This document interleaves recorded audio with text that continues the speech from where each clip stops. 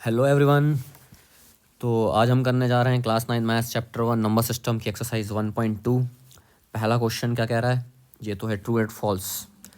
तो पहला question true and false का पहला क्वेश्चन पढ़ते हैं। क्या बोल रहा है, every irrational number is a real number. हमें बताना है कि हर इर्रेशनल नंबर एक रियल नंबर होता है। तो हम बोलेंगे बिल्कुल होता है। क्यों?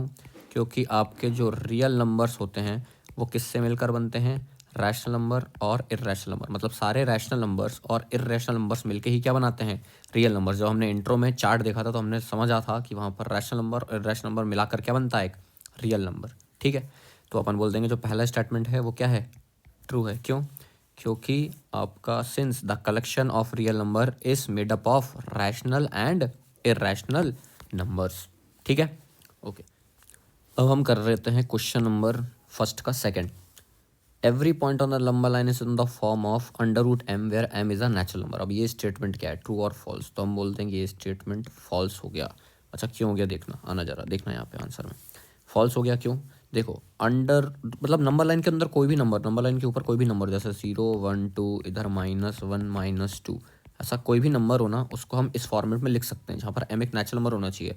पर ये स्टेटमेंट गलत हो गया। ऐसा इसलिए क्योंकि अंडर रूट का आंसर, आपको एक चीज़ पता होनी चाहिए, अंडर रूट के अंदर कोई भी क्वांटिटी हो, कोई भी क्वांटिटी हो, उसका आंसर कभी भी नेगेटिव नहीं आ सकता। मैंने क्या बोला, अंडर रूट है, अंडर रूट के अंदर कोई भी क्वांटिटी है, एम हो चाहे कुछ भी हो, इसके अंदर कुछ भी हो, इसकी वैल्यू कभी भी नेगेटिव नहीं आ सकती। इसका मतलब हम इस चीज़ से नंबर लाइन के अंदर जो नेगेटिव नंबर्स है ना, -1 -2, इवन -2.5 -3, ये सारे के सारे नंबर्स हम इससे रिप्रेजेंट नहीं कर सकते।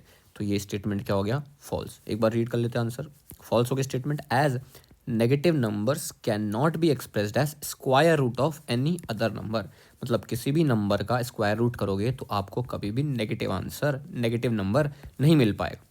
तो हम नेगेटिव नंबर्स को इस फॉर्मेट से नंबर लाइन पे प्लॉट नहीं कर सकते। तो इसलिए स्टेटमेंट क्या हो गया, फॉल्स। ठीक है, अब फर्स्ट का तीसरा देख लेते हैं।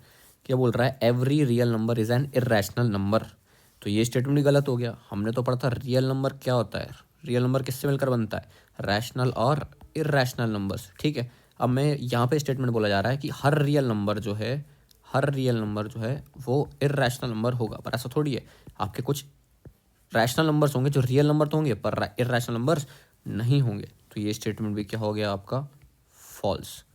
अब इसका आंसर रीड कर लेना एक बार। क्या बोल रहा है, S real numbers include both rational and irrational numbers, therefore every real number can not B irrational. मतलब कुछ रियल नंबर आपके रैशनल नंबर्स भी तो होंगे। तो इस वजह से ये स्टेटमेंट भी क्या हो गया,